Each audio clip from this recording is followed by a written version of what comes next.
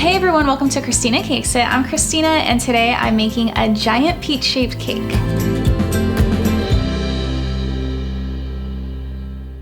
So making a peach-shaped cake has been on my docket of cakes I wanted to make forever, mostly because it's my favorite emoji. I probably use it every single day when I'm texting, and I just thought it would be a really fun cake to, kind of sculpt and create, and I'm gonna use a little bit of fondant on this cake and some airbrushing, and I'm really excited, so let's go ahead and get started. So the first place I'm gonna begin with the peach shape is obviously with my cake base. So what I have here is I actually have just 2 layers of an 8-inch cake. So I wanted a little bit of a wider circle to start with. And something else that I didn't do is I didn't level my cake. So I left this cake dome on. Peaches are kind of round and I wanted that shape, and I thought it would be helpful as I carve. So from there, I made my own little template of like the giant peach shape, and it kind of looks like a heart. And so I just kind of freehanded this, and I did make sure that it was gonna fit on my cake. So what I'm gonna do now is I'm gonna start carving. And another thing that's really key is when you carve cakes, your cake needs to be cold. So this just came out of the refrigerator. If you don't have a cold cake, it makes it really messy. You're not gonna get as clean of cuts, and it can be pretty frustrating. So cold cake. So I'm just taking a paring knife and I'm just gonna cut around my shape.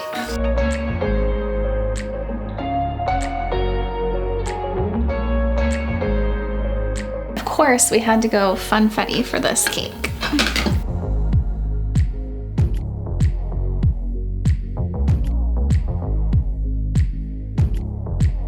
This cake is like extra chilled. It's a little bit hard to cut through because this was in the fridge overnight. But definitely a cold cake is way better than a cake that hasn't been in the fridge at all.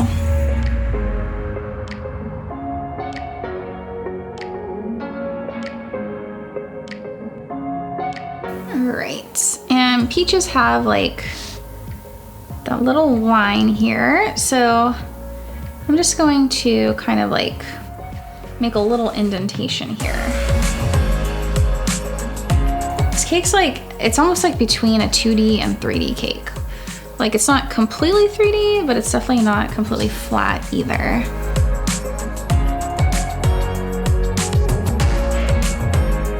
And now that I have my general peach shape, I'm just going to give it some frosting on the areas that I cut. Because the next thing I'm gonna do is I'm gonna cover it with fondant, and you need a base of buttercream or ganache before you cover a cake with fondant.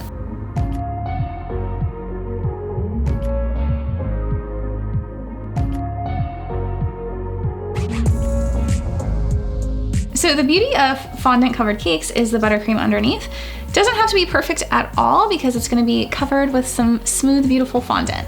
So what I wanna do now is I'm gonna pop this into the freezer for about 10 to 15 minutes, because before you cover your cake with fondant, you do want your cake also cool. So into the freezer, 10 to 15 minutes. Okay, so my cake has come out of the freezer. It was in there for about 10 minutes, and now I am ready to cover it with some fondant. So I'm using some peach marshmallow fondant. I made this using my recipe that's also on my channel, and I just dyed it with a little bit of Americolor peach.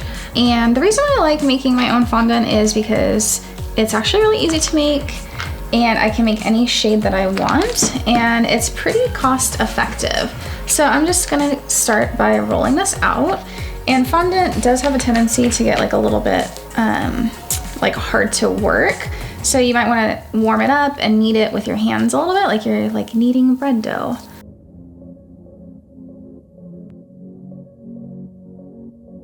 So I'm going to put a little bit of cornstarch down on my fondant mat. And as I'm looking at this, like this thing has seen better days. I think I've had it for like 5 or 6 years. It might be time to get a new one.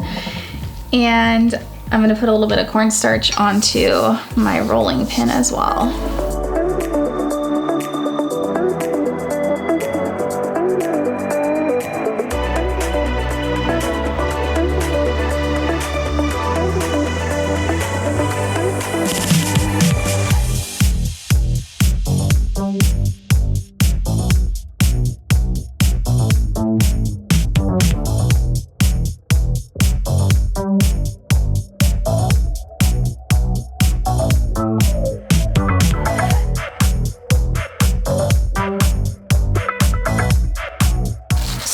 gonna do next is I'm going to make some leaves for our peach, and obviously I'm just using a little bit of green fondant for this, and I don't have a template or anything. I think I'm just going to free cut this.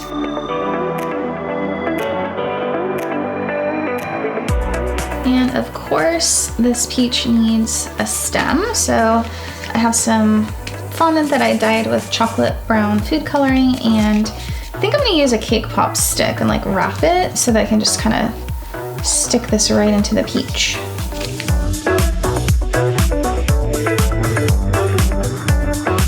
Before I stick my little final pieces on, I do want to give like a little airbrushing to this so it doesn't look so flat. So to airbrush this, I'm using Americolor like special airbrushing color. It's called Amerimist. It's really important when you're airbrushing that you use the proper food coloring that goes with it, because your typical food coloring will totally clog this and it just won't work. And what I'm gonna do is I'm actually just gonna test this a little bit on a paper towel, make sure the color is okay. And I consulted my, oops. I consulted the peach emoji off camera to figure out where I needed to shade. And I'm just gonna start on the side because I get a little bit nervous. So we're gonna start over here.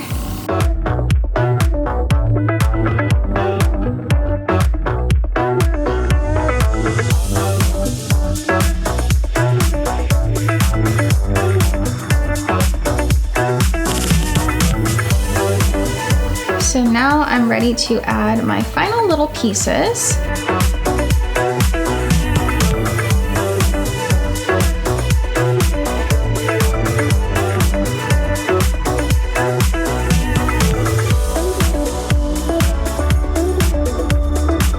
So I made the executive decision to not have a stem because I just think this peach looks better without it. So this peach cake is looking so cute. I'm just gonna go ahead and kind of clean up my cake board. And the good thing about airbrushing is if it gets like on your cake board, you can just take a little paper towel with water and just wipe it away. So I'm gonna like spruce this up, and my peach emoji cake is done, and I honestly couldn't be any happier with how it turned out. I think it looks so good, and I hope that you guys enjoyed watching me create this cake. And if you did like this episode, don't forget to give it a thumbs up and subscribe to my channel.